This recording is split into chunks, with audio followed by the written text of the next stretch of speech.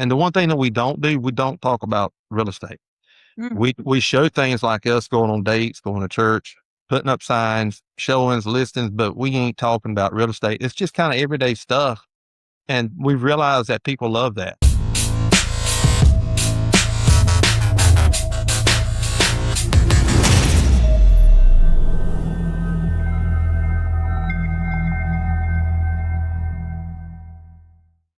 Hey, everybody, it's Kathy Byrnes here with Real Estate Riches. And today my guest is Mitch Willis, right? Willis? That's it, Mitch Willis. Mitch Willis, yeah. I was really glad it was Mitch because I was going to struggle with Hudson. I don't know why. But I have mine abbreviated as Kathleen to Kathy. Easy way. Yeah. Yeah. So tell us, Mitch, a little bit about your story. I read that, you were a police officer, and we're going to touch on how talents from other things are very important in this industry of real estate.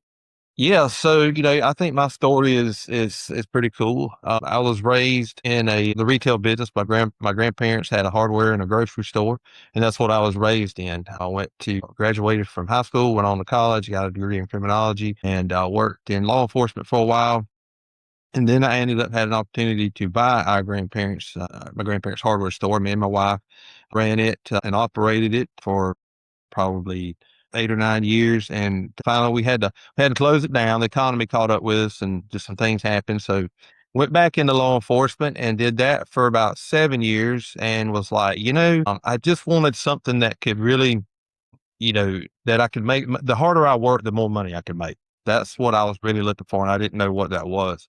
And so I was talking to my wife one day, and she said, "Well, what about real estate?" Now that's a little bit odd coming from her because she likes that guaranteed paycheck. And so I said, well, we can check into it. So I checked around some friends that were in it. Some had been in law enforcement and made the change. And so anyway, I got into it, and man, the good Lord's blessed us, and I never would dream I'd be where I'm at today, in real estate. Yeah. And it looks like you've built a sizable team. Yeah, right now, this year we've brought 2 more ladies on, so I have a total of 6 team members. That's impressive. Boy. And so how long have you been doing real estate? So I've been doing real estate since actually July 2021. So that's 5 years. So this Wow. month, 5 years. Yeah. And did you decide right off the bat you were going to have a team? I did not. When I got into real estate, I had no clue what I was doing, didn't know anything really about brokerages, and I was blessed. I started with a very small startup real estate company. And so I was able to get a lot of hands-on experience from the broker that was very experienced. And she was like really good and guided me really, really well on how to do things. As time progressed, I had another broker come on, and he took a lot of time with me and shared a lot of knowledge with me. And so that helped me. And he was actually the one that said, Mitch, he said, I really could see you leading a team. I'm like, well, I don't even know what a team is. Well, how does that even work? So as we got to talking, I started really thinking about it. And I was like, and we have discovered a lot of financial freedom through real estate. And I was like, I just want to do that for other people. So that's how the team developed. Yeah, that's great. So it's a lot of responsibility. And Yeah. do you have a lot of systems in place? Is that how you organize it all?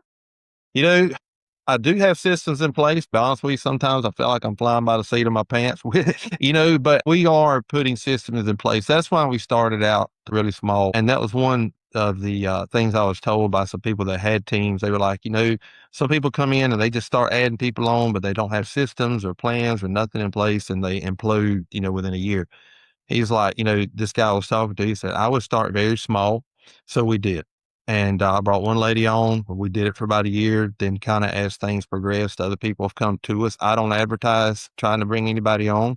If people see us and they think that we're a good fit and we talk, we'll bring them on.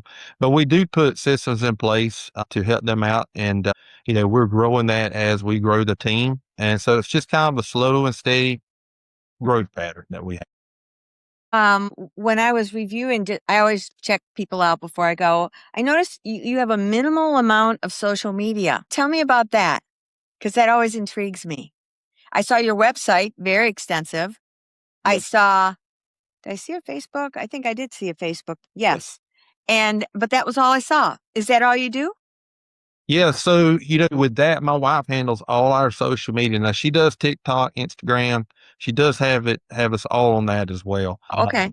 So I might not have shared that with you because I had to get with her. She handles all that. Yeah. But with our social media, yeah, that's what I'll be honest with you, that's where like 99% of our leads come from is Good. that social media. She has got she's got a talent for that. She knows how to do work that social media and it keeps people engaged. And the one thing that we don't do, we don't talk about real estate. Mm. We show things like us going on dates, going to church, putting up signs, showings, listings, but we ain't talking about real estate. It's just kind of everyday stuff. And we've realized that people love that. A lot of times she'll do funny things, make me look like an idiot sometimes. And I'm like, and I laugh about it, but people say, Mitch, I love that video. And I said, yeah, I said, I'm always kind of, made fun of on there. She said, hey, you making money off of it? And I said, well, we are. But we have found out that really, when people sometimes call us to listed appointments, they've already connected with us through social media. So I don't have to do anything except just discuss about, how we're going to market their house. They've already decided they want to work with me. So social media has really been a blessing for us. Okay, good. I would give her is put it on your website, the links, because it's not there. And Okay. because I was looking for it. And you are absolutely right about the stories. And I love doing that. So many agents just do just listed, just sold, under contract, no Yeah, story. And people need to connect with us, that's right? right. And that was what I did see on the things that I was looking at for you is I saw the character of who you are. And I saw your faith base. And to me, that's our foundation for me. That's Christ is my foundation. And because sucker punches come along and business, just like shutting down your business, I've had to do at Yeah. least one. I was trying to think if I did two. I did two.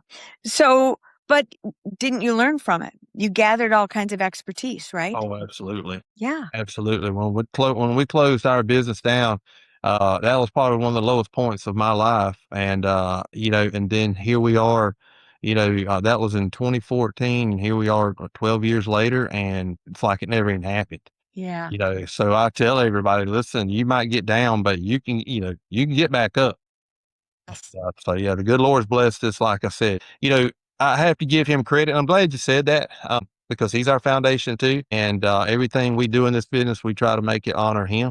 Because I can tell you, without him, in this, we wouldn't be where we're at. I'll tell anybody. People say, "What's your secret?" I'm like, "Well, you really want the secret, or you want me to just kind of tell you, you know, No, it's critical. everything else?" But that, yeah, he's blessed us, no doubt about it. Yes. Yes.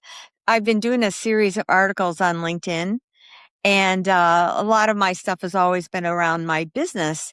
And I said, you know what? What's missing is telling stories. And Yeah. so I just turned 76 yesterday. So I Oh thought wow. I got a lot of stories to tell.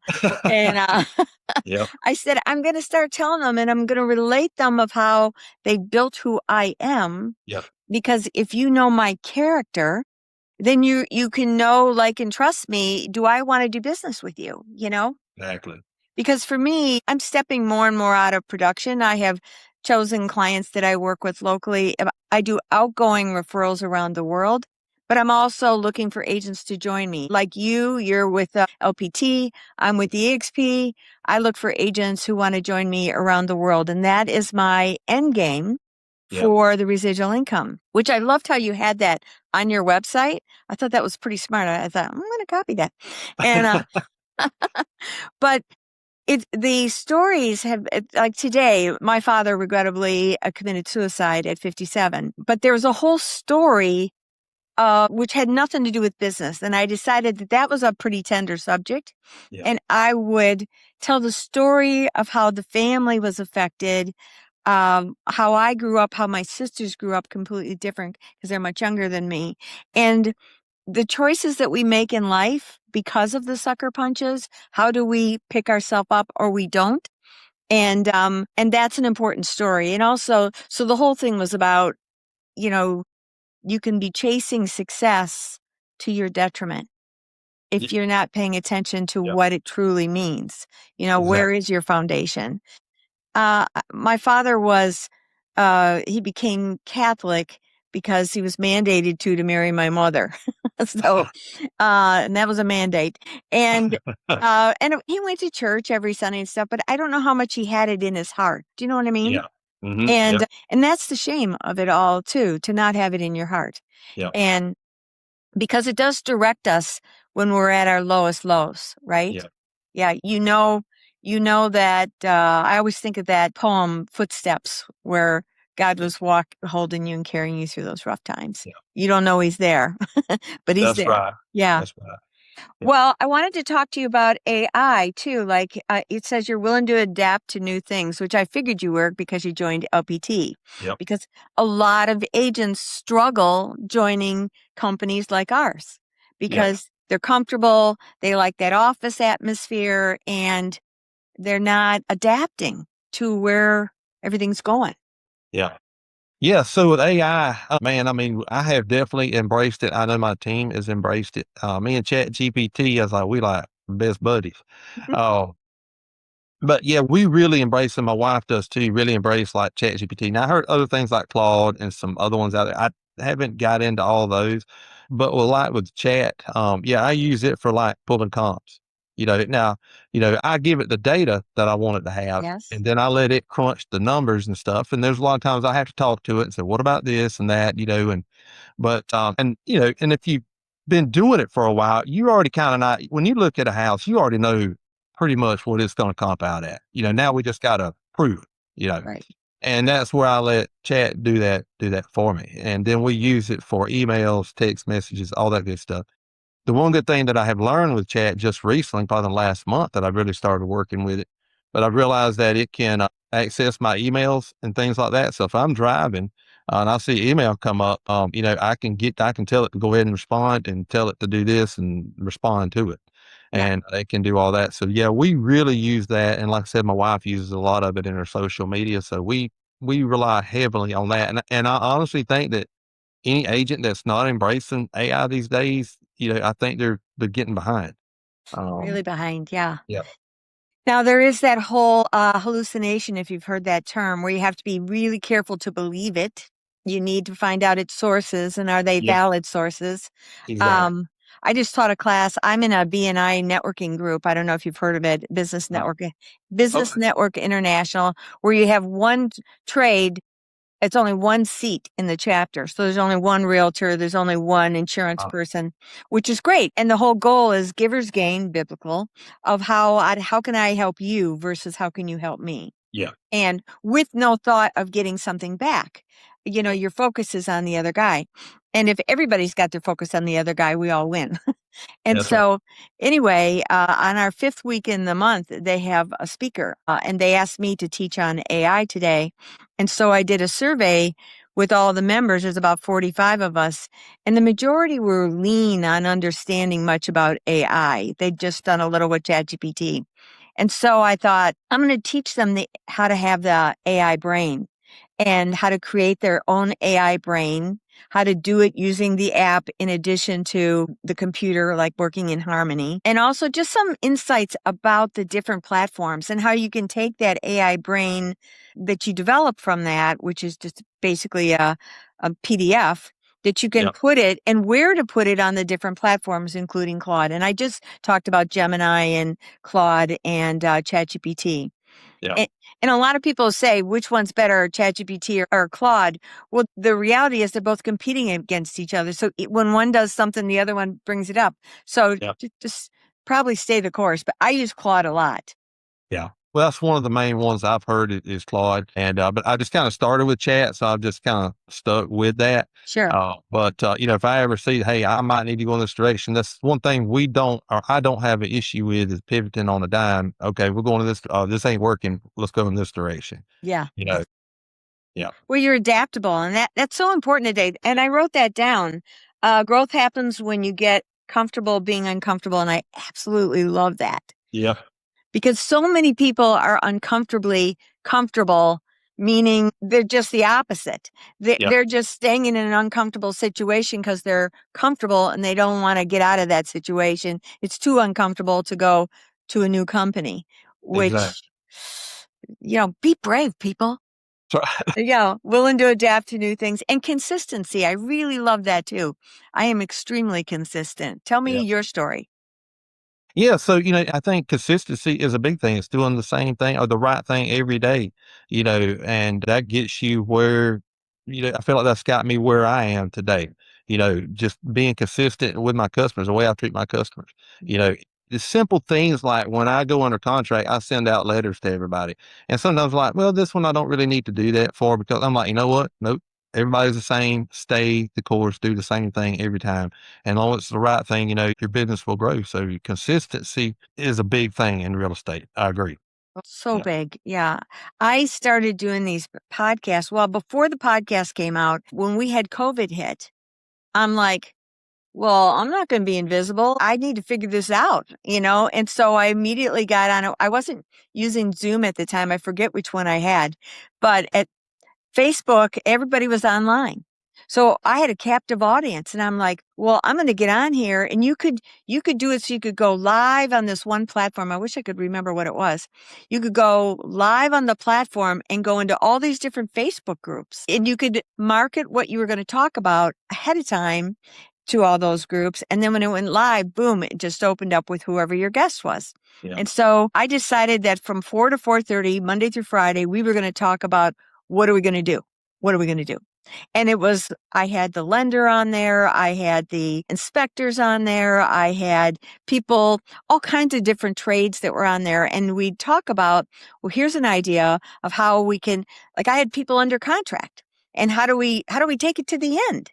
You Yeah. know, I had one woman whose daughter was pregnant and she did not want people in the house necessarily. And the house was under contract. How do we work around this? And we figured all that out.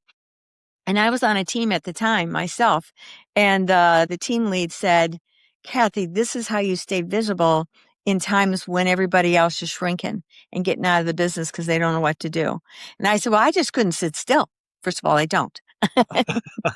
So when I was approached to be on someone's podcast, they later said to me, you should have your own podcast. And so I partnered with them. It's called Icons of Real Estate.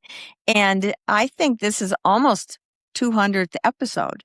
Wow. I'm in the top Congratulations. 1% of consistent podcasters. Yep. Most people quit.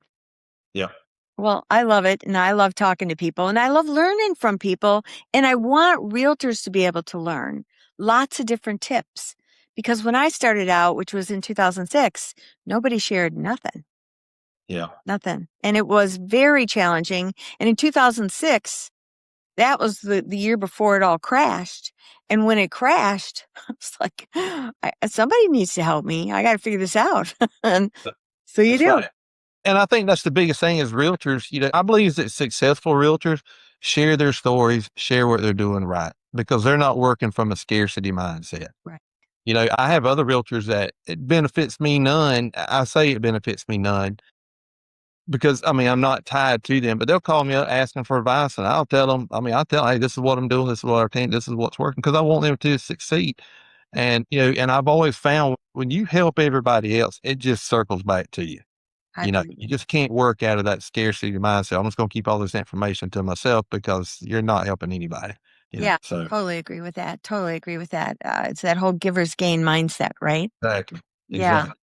Well, you got any other tips for? Oh, I wanted to touch on before I say that, your previous careers like the law enforcement and owning and even working growing up in your grandparents' place or your parents' place, that taught you talents, don't you think? That Yeah, oh, like yeah, negotiation maybe in a police.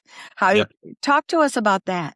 Yeah, so growing up in my grandparents' store, that was where a lot of it really took place because my grandparents, them, they always taught me, it doesn't matter how much money somebody's got, a little they got, you treat them all the same. You treat Respect. them all the same. You don't treat them any different. And so that was one thing that really stuck out to me growing up. And then I got into law enforcement and I never realized, law enforcement, I did it. I loved it. I really thought it was going to be my career. But now that I'm in real estate, I realize that law enforcement never really felt like a glove. Like this fits like a glove what I do. Now I look back now, I'm like, now I see some things law enforcement just didn't fit in some areas of my life. And I see that now. I didn't know it at the time. But I didn't realize law enforcement was setting me up for real estate. Yeah, there's a lot of things. You think like in classes or law enforcement, you take classes like interview interrogations. You're like, how in God's name does that help you in real estate, but it does. I'm like, every realtor ought to go take an interview and interrogations class because a lot of it is talking to you about just how to talk to people and knowing when to stop talking. Because Mhm. us realtors, we love to talk, but when you're negotiating things out, you just got to just say what needs to be said, then close your mouth and let what you said just simmer and just wait for them to reply. Because I think whoever speaks first loses, so you just got to know when to be quiet and let things just say what you say, then just let it sit. Yeah, So, I love yeah, that. it has been a big thing or a big training in my life to get me to real estate. Because not only that, I think, you've got to be kind to everybody, but then at some points, now I don't mean you're never ugly to anybody, but at some point you do have to say, all right, yeah, we're not doing that. Even to your sellers or your buyers, you have to say, if they hit you with something unethical, you have to bet, yeah, we're not going down that route. Here's a cancellation. Let's sign here. We're walking because we're not doing this. So, and in that career, that helped me get set up to be able to say, yeah, that's not going to happen. So, Hmm. yeah, that was I didn't realize that that was preparing me for this, but yeah, Yeah, I agree. As soon as yeah. I saw that, I said, this all makes sense to me why he's successful here. And just being open minded, like the fact, how long have you been with LPT? I've been with LPT, I think, since I started in 21, and I've been with them, I think, since 23. Okay, Yeah. that's So good. 3 years now. Yeah. Hmm. Because that was a newer company at that point. Yeah. So what happened whenever I started with a small, like I said, startup brokerage. They got bought out with another company. They were based out of Canada. And they got bought out and went to another company so I never went anywhere. They just got bought up. Anyway, so then the new company took over. I think it was in March of 23. Then like July of 23, I was told they were closing up and heading or leaving the United States. And I'm like, wow. So a friend of mine that was with me, he said, listen, I've already scoped out this company, LPT Realty. He says, what the company we were at, we're trying to get to be like them. They're already there. So we merged over to them, and I haven't looked back. Mm. I've really enjoyed working for them, because I never knew like what was a cloud-based brokerage like. I don't even know what that means, back in 21. And so they were cloud-based. Now I've seen that, and yeah, there's a brokerage for everybody, and I say just explore because some people want the brick and mortar. I don't want to I be, don't. where I got to go to an office. Please don't make me do that. I've done that all my life. I don't want to do that again. Yeah. But some people like that, and that's fine. There's nothing wrong with that. It just depends on what you want. But yeah, I've had a good career at LPT, and I've been enjoying it. Built my team up under them, so I can't complain. Yeah, that's great. I love that. Well, any other wise words for us? I think just some things that throughout my career that was taught to me is never chase the money. Mhm. When you're doing real estate, never chase the money. Some people will be like, well, that's too small. Listen, I'm not going to take it. Listen, I've been doing this 5 years. I still take small stuff because it's not about the money.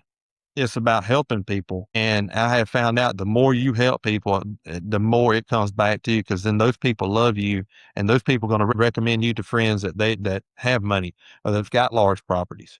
And because I know my first property that I sold, it was like, our representative buyer on was like $25,000, and I was so proud of that.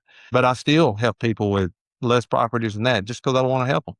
So I tell everybody, never chase the money. You just do what is right every time. You treat everybody the same, and the money will come. Yeah, the money will come. Well, thanks so much, Mitch. I really appreciated having you on Yeah. here.